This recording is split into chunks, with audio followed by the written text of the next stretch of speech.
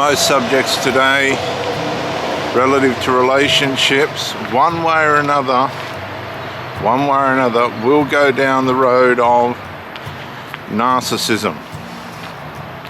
Narcissism is only one of the 4 primary personality disorders, borderline histrionic, and there's another one I can't remember right now, but I put it all into sin because it all leads to evil and it all brings harm, grief, sadness, shame, even harm. Harm, physical harm. And as I've mentioned before, I've seen these people lose value for marriages and relationships and cause such an extent of damage, not only to themselves, but to the person that they're with, primarily to the person that they're with, to such an extent that a lot of people never fully recover, or at least they carry the memory of the adverse behavior with them for the rest of their life, and the injuries, the psychological and physical injuries with them for the rest of their life, asking questions about what could they have done better, why did that happen, how could it be changed, how could it have been stopped. You cannot stop human nature. The only way the sinful nature will stop is when that person dies. It's an ongoing, lifelong battle. The sinful nature has different levels of access to different types of people, different ways in which they act and are brought up, raised, and the things that happen to them as children, and the different levels in which they're raised, and all that, the things that happen to them while they're being raised. But the primary part of the problem for most people is the failure for the individual to individuate and separate from the parents. And from what I've seen in a lot of cases, it's been sons being unable to individuate and separate from the mother. And I don't think people realize this is the root cause and source of narcissism. Now, sin itself and all the evil and destruction that comes with that, we're born with that. All have sinned and fall short of the glory of God. All, not some, all. Then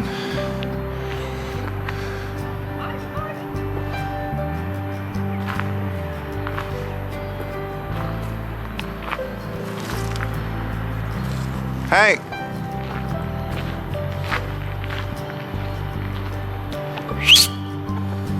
come on, mate, quick.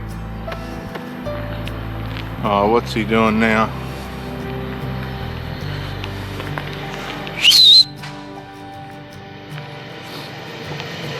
All have sinned, not some, but all.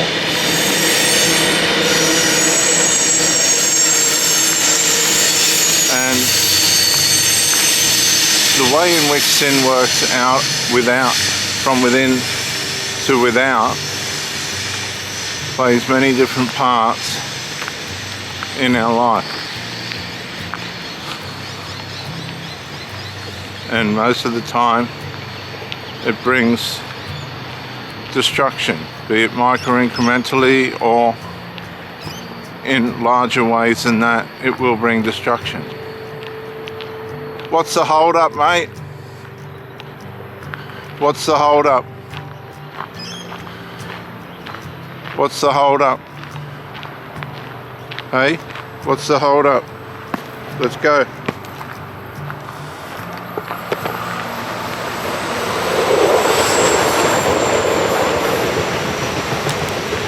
Combine the sinful nature, the way in which you're raised negatively, be that by abuse or being spoiled.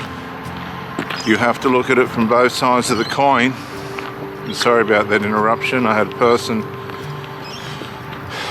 threatening person, looking at me, and then the dog going wayward. These are the things that can happen in moments. Happens in moments, split seconds, that can change your life. All these different things. See, a lot of people don't realize that narcissists or sinners, whatever you want to call them, these dysfunctional, damaging, self-trashing and harmful people can come from houses where they're spoiled as well, not just neglected on the one hand, but on the other hand spoiled. And these possibly are the worst ones, the spoiled ones, because they're determined to have their way, remain pedestalized, and the level of self-unawareness can be alarming, and the damage that it causes in their determination to lead people by way of what they think and believe, even if it's wrong or delusional, is extraordinary. Now,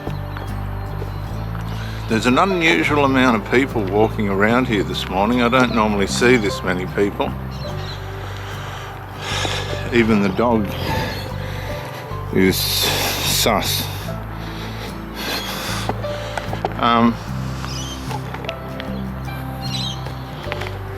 So when you come into a relationship with one of these people, I've had several of them throughout the course of my life, you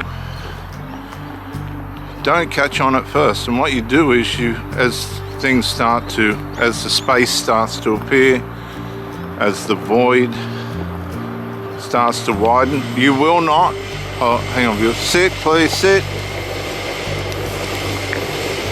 Sit. Stop it, come on. As the void starts to widen,